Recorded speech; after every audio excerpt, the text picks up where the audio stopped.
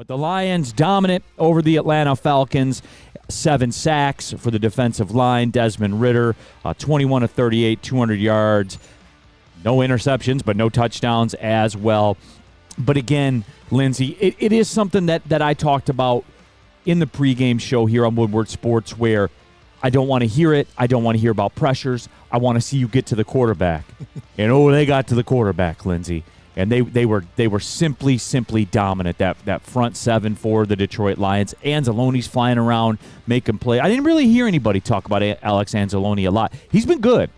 He's been pretty good this season so far. But Lindsay, when you put it all together, this is what you wanted to see: low stress, Lions in control. It was never in doubt. I know you talked about the fact you would like to see them maybe punch a couple more in the end zone. Yes. But with Desmond Ridder over there, Lindsay, field goals are as good as touchdowns. Yes, but think about it.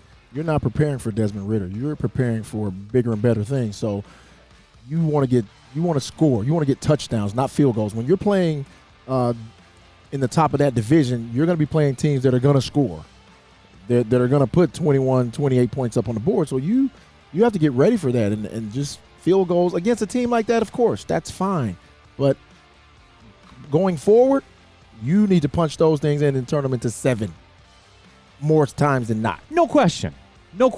And for me, how did the Lions do it? They came out, they went 3 and out on offense, and they scored the next 3 possessions. Right? They had a field goal, a touchdown, and a field goal. I believe was the run of show. And that would be my only criticism, I guess, if you want to go the criticism route.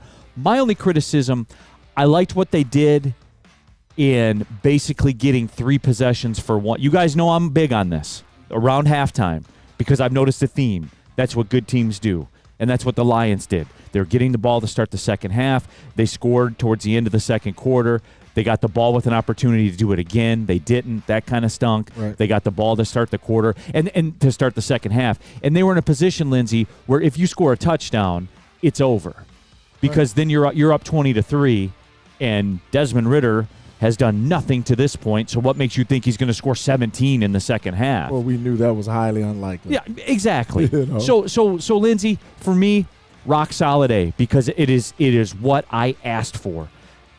Win, B, get to the quarterback, C, control the game, and D, make it so I can go to the apple orchard by the fourth quarter. And all those boxes were checked, and the Detroit Lions did it. So you give them an A grade? I give them an A grade, yeah, for what was asked. For what the assignment was. I can't give them an A, though. I can't give them an A because they didn't score enough against a bad team. At least give me 28. Give me 28 points against these guys. I'm not. See, Lindsay, this is where you as a 49ers fan, you have no frame of reference to this, Lindsay. All right? The bottom line here, especially at this point, right?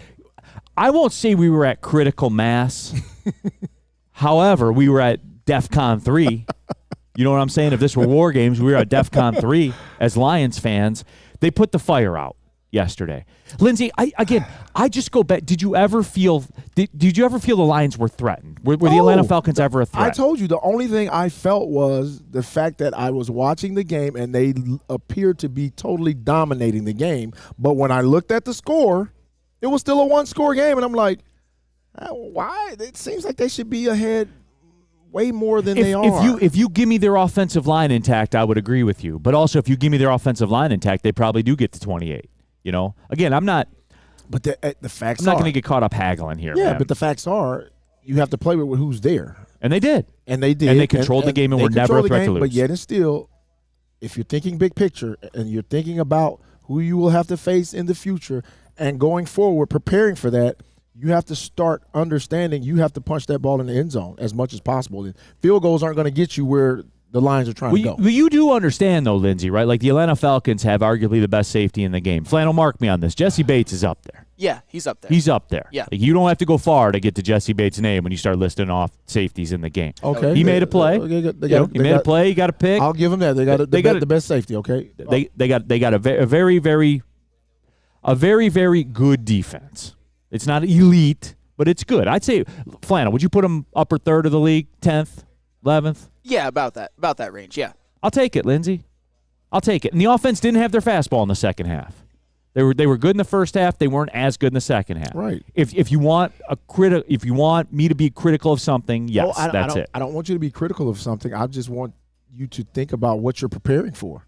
If you're preparing for a playoff run and you claim, everybody says that they're going to win the division. You want to be division champs and you want to step with the big boys, then you have to play like the big boys. Now, if you have a dominant defense like in the past some teams have had, that they can hold you to 14 points every single game underneath it, I don't think the Lions have quite that.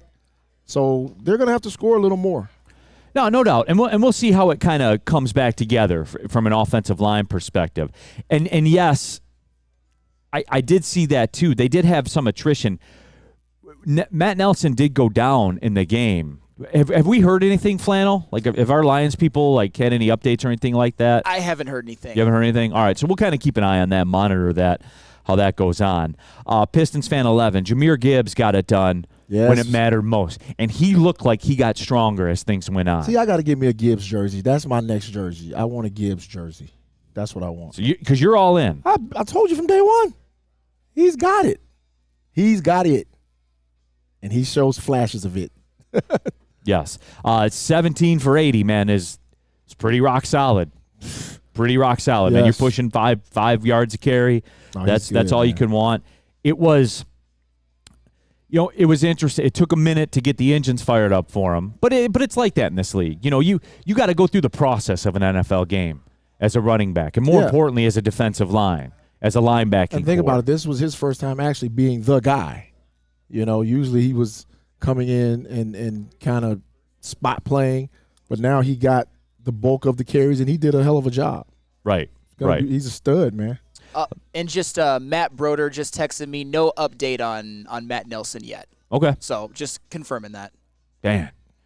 There is some attrition on that offensive line, man. It is. So, again, you go back to it. It is. It's an A for me. Flannel, where were you at with it? Oh, it's 100% an A. Because here's the only stat that matters to me. The Lions sacked the quarterback more times than they allowed points, 7-6. It was absolutely unbelievable. It was one of the most dominating defensive performances I've ever seen by a Lions team. And I get it. It's Desmond Ridder on the other end of the field, and the Lions made him look like Desmond Ridder. They forced him to throw the football 38 times, absolutely. But they still had Bijan Robinson. They still had Tyler Algier. They still had Drake London. They still had Kyle Pitts. They have dudes on that offense, and they were rendered useless. Since this is the last opportunity I'm going to get to talk about this, and I talked about it on the Lions pregame show yesterday, this whole Kyle Pitts thing, are we done with this, by the way? No, he's a 45-yard-a-game guy. That's what he is. He had 1,000 his rookie year. And what's happened since then? Not much. But but think about it. Who's throwing him the ball? We just talked about that guy, right? Then do better. Then find somebody else. Yeah, that's what they have to do. Find somebody else. This whole Kyle Pitts thing, man. No, Kyle Pitts played with Matt Ryan? Like, this whole Kyle Pitts thing, he's a weapon. He'll get loose on the Lions, stuff like whatever, man. He's just a regular old tight end that they picked, number 5 in the draft or whatever. I don't know if he's a regular old tight end. He's a regular old tight end. No, he's not regular.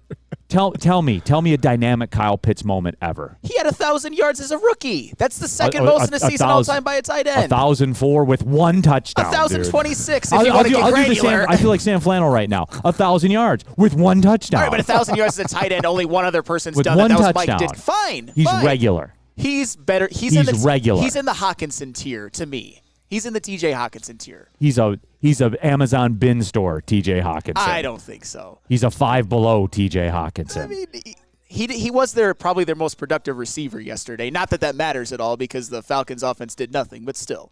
And this is what it is. MC Regs puts it well. People are obsessed with Pitts and his measurables. He doesn't have relevant stats. They see him and they're like, well, this guy's got to be good. But guess what, guys? He's not. And the Lions, for all intents and purposes, close the door on him. Well, right? it's got to hurt him, though, having Desmond Ridder, who we all acknowledge is terrible. Man, football. You will play your narrative. You can never just say, you know what? Yeah, he's regular. He's not regular. And I'm not here to defend Kyle Pitts. I just want to celebrate the Lions win, which I started off the segment by doing. But because that's part of it. They closed the whole tight end discussion, the Kyle Pitts crowd, because there was a lot on the pregame show yesterday. And I was like, dude, it's Kyle Pitts, man. He's regular. And they're like, he's going to get 100 yards. No, he's not. He's regular. Well, we knew he wasn't getting 100 yards. Coming into the game, I think total passing yards were 290 or something like that. Yeah, and that's the thing. They don't really pass the ball Right. effectively. And that's the thing. We got Desmond Ridder threw the ball 38 times. And we wanted that. I would have killed for that, and it Right. actually happened. Right. And they only put up 6 points. Right.